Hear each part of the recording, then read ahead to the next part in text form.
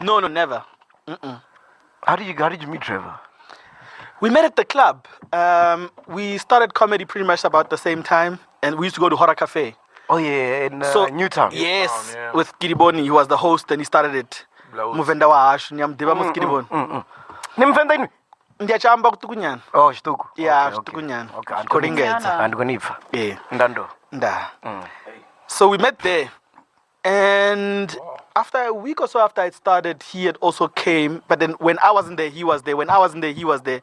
So we kept missing each other until we first met, and we saw each other's sets, and we became friends from that day onwards. But were you the star at that time? No, we were all starting out. There was never the time lapse between us was never that huge. It was literally a few weeks, and we had never met until a few weeks later when we started doing stuff together, seeing each other on stage. And the funny thing is about our friendship is, it's 90% not about comedy. Like, there's never times where we sit and talk about, manje, I'm a jokes, lawa, so I'm gonna ganja.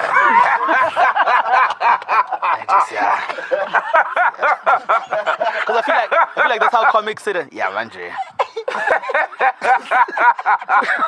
we've never had those moments, and it's a good friendship because we connect on a human level more than on our professional level. I feel like a lot of people can be like that with their colleagues. It goes a long way. Did you ask him why he left the Daily Show when you met him 3 weeks ago? I think I know why he left. I was saying this to you outside. South African popular or celebrities or stars or talented people have this weird obsession about being employed. And sometimes when you grow up to want to be something and you finally do it, when you've done and checked that box at the age of 30-something, do you think really you can live your entire life doing the thing that you chased when you were young?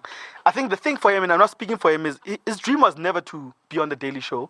So when he got that, he ticked that box, he did the job, and it's a highly stressful job. So now he wants to do other things. And people who love employment are like, "Uyenzani?"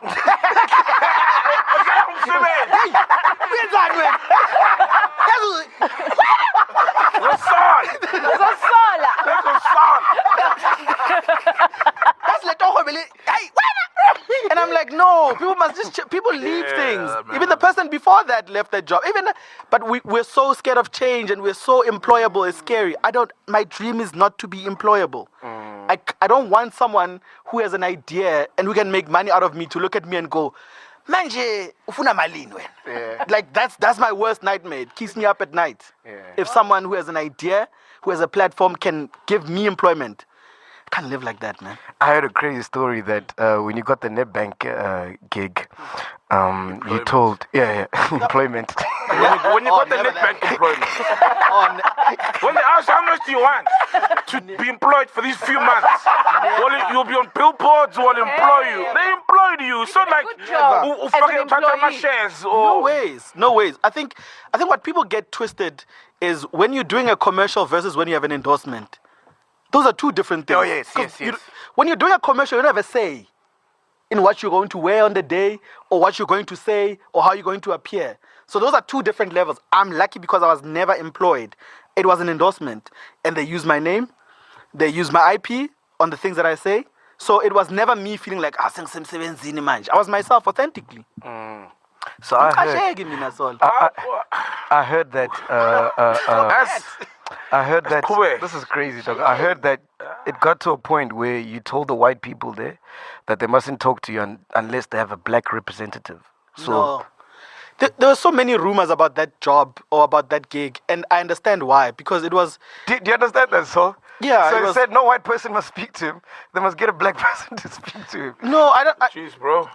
Why? You know, there was... Jeez, man. I always say, and I was saying this to my manager the other day, I was saying that there's part of my life that existed before social media where I couldn't address things myself, where someone from a set could walk away and say to his girlfriend, and then that girlfriend will go tell someone else. And I'm like, there's so many stories like that go around. And I'm like, I'm not a rude person.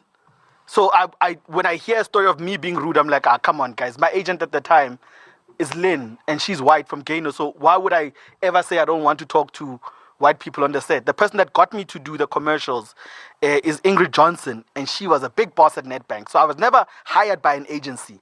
I was hired by the bank to be part of this thing and bring your vibe to this thing and let's see what happens. And the first one was not a success, and the second one took off. So there's a lot of things where people who are in the creative industry want to take responsibility for, hey, but Mara, they can't. Because you're like, the evolution of this thing, if we go back, this deal was not made me sitting in a boardroom and then there was 10 other people there. No. It was a walk in the park.